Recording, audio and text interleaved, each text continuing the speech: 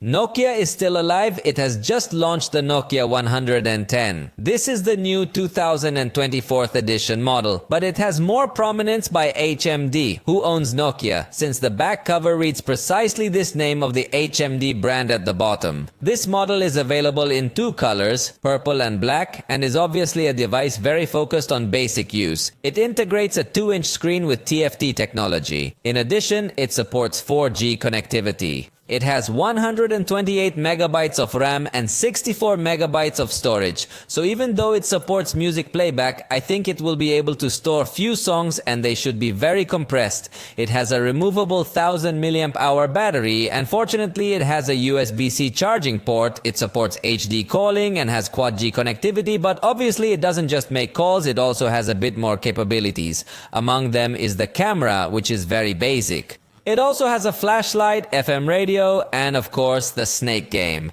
It has large keys, and that's one of the things that Nokia highlights the most. And although it's already listed on their website, we don't know the price yet, but it will be around $30. So it's going to be very affordable.